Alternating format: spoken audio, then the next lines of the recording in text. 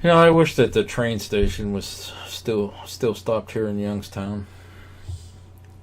Or does it?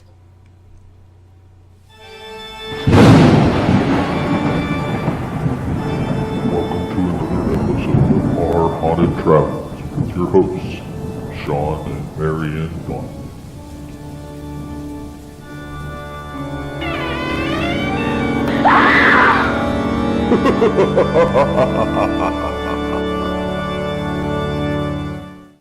Well, hello, Parapeeps, and welcome to another episode of Our Haunted Travels. I am your host, Sean Donnelly. And I'm your co-host, Marianne Donnelly. Today we are talking about the Youngstown B&O Railroad Station, which happens to be just right down the street from the studio. It sure does. Very close. Yes. And I think this is the second location that we're talking about within our area. There are quite a few. We'll get to all of them eventually. But this is the second one that we could just run right down the street and we're right there. And we did this week. Yes, we did. Yeah, we posted some stuff earlier this week, and we had somebody make a comment about something that they may have identified. And so we ran right back out and we went and did some more investigation of that particular part of the building. Yeah. So, hey, before we get into it, why don't we go over some of the history of this building, and then we'll come back and talk a little bit more about it. Okay. So watch this very quick little video, and we will be right back. Railway companies would sometimes build grand terminals that would provide comfort and relaxation to passengers as they awaited their upcoming transportation. And in 1905, the Baltimore and Ohio Railroad built a train station on the western side of Youngstown, Ohio that did just that. From 1905 until as late as 1971, the B&O train station in Youngstown operated on a continuous basis with millions of passengers passing through the doors as a gateway to future destinations. After sitting vacant for some time, the building was then taken over by a private investor and converted into a restaurant and banquet center. It was listed on the National Registry of Historic Places in 1986. The facility has a main building which sits on 7 acres that runs along the Mahoning River. But it also includes several more recent additional outbuildings, such as a boxcar lounge for light lunches, which has a second floor that's available for an office space, and a covered stage and a pavilion building with seating for approximately 40 people. This area includes a bar and a wooden walkway that attaches the band stage. And by the way, it still has a freight line that runs behind the building every 30 minutes. The entire main building is a solid brick structure with a beautiful terracotta-inspired roof with its own gargoyle. Wrought iron is used to encase the top of the main entrance, and antique lampposts decorate and illuminate the walkways and parking lot.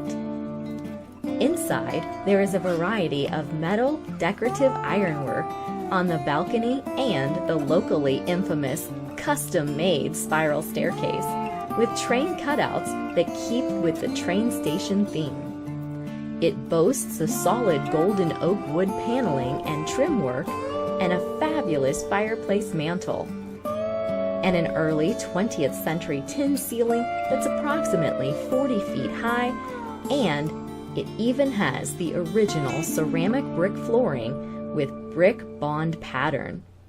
It also has a large mural of a train barreling down the tracks on the one wall. The inside of the main building is, however, sectioned off. It has 3 main banquet rooms that can be rented for smaller parties of between 100 and 150 guests, depending on the room. It has a commercial kitchen, and there is a fully functional brewery that has over $100,000 worth of brewery equipment in a sectioned off area that has a bar and tap system just outside of the glass protection that has a direct pour. The system includes a 10-keg system with 3 fermenters, 6 holding tanks, 2 mesh tanks, and a small bottling machine that can accommodate 3 bottles at a time.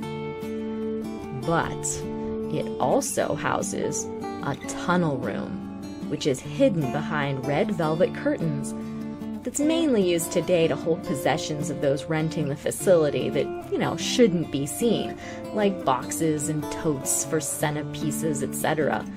But this is the old tunnel that used to lead up to the tracks for the passengers to come and go via the trains. Reports are that this tunnel has been sealed off and is no longer accessible. Could this be the reason that passengers still await their train ride here in the Baltimore and Ohio Railroad Station here in Youngstown, Ohio? Okay, we forgot to mention that this is Panic D number 1323, the Baltimore and Ohio Railroad Terminal in Youngstown. So yes. We call it the Youngstown B&O, but that's the proper name. The Baltimore and Ohio Railroad Terminal, Youngstown. Yes, because clearly they had terminals all over, but this is the one right here where we live. This is Panic D number 1323. It's located at 530 Mahoning Avenue, Youngstown, Ohio, and it's open to the public if you rent it for a party or a wedding of some kind. Yeah, but they do a lot of outdoor events there too that you can go down and take part in. And they do have a little tiny restaurant that you can go to. I think it's called the Rust Belt Brewery or something like that. Boxcar Lounge. The Boxcar Lounge. They do have the Rust Belt Brewery inside too. Yeah, so inside the actual terminal building is the Rust Belt Brewery. Yeah. So, as far as putting a date on when we visited this location, that's hard because we've been there several times. Yeah. In fact, my 20th high school reunion was there. Yeah, we were there. I have a picture of that. For that, we were there for our best man, and I was a half best man in his wedding there. We were there for other stuff too. Besides that, I don't remember weddings and stuff. These are just specific, real close to our hearts. Yeah. So, I can't put a date on there. Know. Been there several times. You probably were there before we were married for something. Probably. Yeah, actually, I sang there. When I was in high school, I sang there as part of my choral company. We went and I sang on the staircase. There you go. Yeah, it was pretty cool. So you mentioned some of the stuff that we had come out earlier this week. So for the paranormal claims and the ghost stories and folklore and stuff like that, I'll put a link to that right here. Bing! And that covers basically the history mostly. There's not that much, but you'll hear that again, but then you'll hear the paranormal claims and the ghost stories. And then in that video, we had T-Throng, Tracy, actually sent us a message and said, hey, look at that window. Yeah. And we went back and we looked at that window. Yeah, and at the end of our live stream last night, we had a discussion after the Gargoyles about that. The reason why we picked the Gargoyles, there's actually one there at the building. Yes. Picture of a gargoyle. We'll show you that right now. This is called a grotesque, not gruesome. This is called a grotesque. There's a difference between a gargoyle and a grotesque. And if you want to know what the difference is, watch this video. Bing! But at the end of that video, we were talking about what was captured in that window. Yeah. So. Pretty interesting. Yeah, and then after we got her message, we went back, and that's all part of that live stream. You can go check that out. If you don't want to watch the whole thing about gargoyles and the whole live stream, and you can always skip along ahead. Skip along to the end, or watch the whole thing too, because we could love the watch time. Okay. So we haven't done a location video in a little while. Yeah. We got to talk about our experiences, our personal experiences there. So we really didn't investigate this building. No, we've just been there for events, and then we've been outside. Yeah. on several occasions, but I would love to investigate. you would love to own this building. You're right. I was leading up to that. I've always said I would buy this building in a heartbeat, and it is for sale. We just can't afford it. No. What they're asking for. Yeah. But how awesome would it be to take this building and turn it into a paranormal museum and a location where we could do murder mystery dinners? It would be awesome. It would be awesome. Be but unfortunately, awesome. Unfortunately, they want about a gazillion times more They're than what we actually can ask. asking $1.6 million for this. And that's just I think to it's buy 1.65 million, but who's counting that's when you just get that to buy high? it. That's not utilities and Right. Yeah. It does need a little bit of fixing up. Yeah. But not that bad. They've kept up with it. Yeah. But oh man, I know. That'd be like a dream. But I wasn't born with a silver spoon in my mouth, and neither were you. Neither was I. Not that I'm aware of. Nope. But, I don't have that much hidden away. Sorry. So hey, anybody out there watching this video wants to buy it for us? If you'd like to make a donation, we'll put your name out inside the building. Not a problem. We'll name it after you. The patron to be named in the future Paranormal Research Facility and Murder Mystery Dinners. Not a problem. Oh, goodness gracious. We would have to keep the B&O name in it, though. Sorry, it can't just be, you know. You know how I am with long titles anyway. That's true. That's true. So also known as. Also known as. Oh, goodness. So we also have to talk a little bit about our experiences. So did you have any experiences while you were there?